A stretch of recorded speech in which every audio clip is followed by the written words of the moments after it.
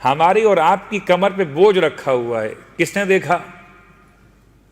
ہم نے نہیں دیکھا، محسن انسانیت نے دیکھا کہ تمہاری کمر پہ بوجھ رکھا ہوا ہے، اس بوجھ کو اتارو گے کیسے؟ فَخَفِّفُوهَا، اس کو ہلکا کر دو، خفیف کر دو، بِطُولِ سُجُودِكُمْ، سجدوں کو طول دینے کے ذریعے سے۔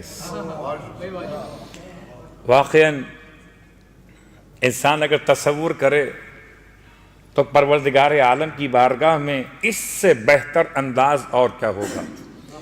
عام طور پر ہمارے اور آپ کے درمیان لوگ سجدے تو کرتے ہیں مگر سجدہ مختصر کرتے ہیں۔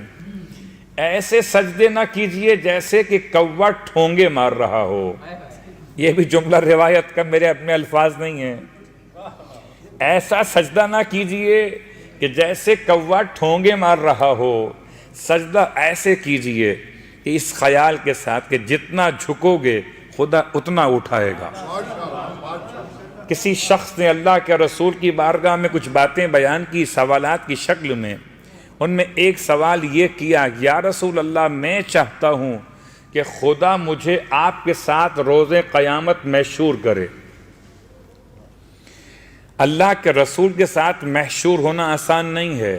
آپ کی شفاعت اور ہے، آپ کا قرب اور ہے، آپ کی برکت اور ہے، آپ کی معیت اور ہے۔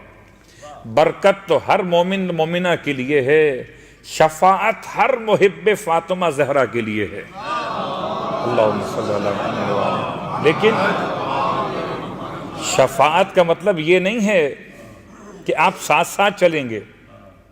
ساتھ ساتھ چلنے کے لیے اللہ کے رسول سے جب پوچھا گیا، یا رسول اللہ کوئی ایسا طریقہ بتا دیجئے کہ میں آپ کے ساتھ محشور کیا جاؤں، آپ کے ساتھ اٹھایا جاؤں، اللہ کے رسول نے ارشاد فرمایا، اگر چاہتے ہو کہ میرے ساتھ محشور کیے جاؤ، اپنے سجدوں کو طول دیا کرو۔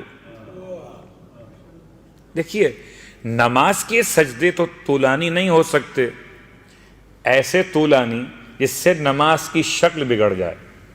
مثلا آپ نے سجدہ کیا، 20 منٹ گزر گئے، 2 رکعت نماز فجر کی تھی، 20 منٹ کا ایک سجدہ ہو گیا، تو 40 منٹ کے 2 سجدے، خوب تو 80 منٹ کے 4 سجدے، تو نماز قضا ہونے پر آ گئی، نماز ختم نہیں ہو رہی اور وقت تمام ہو رہا ہے۔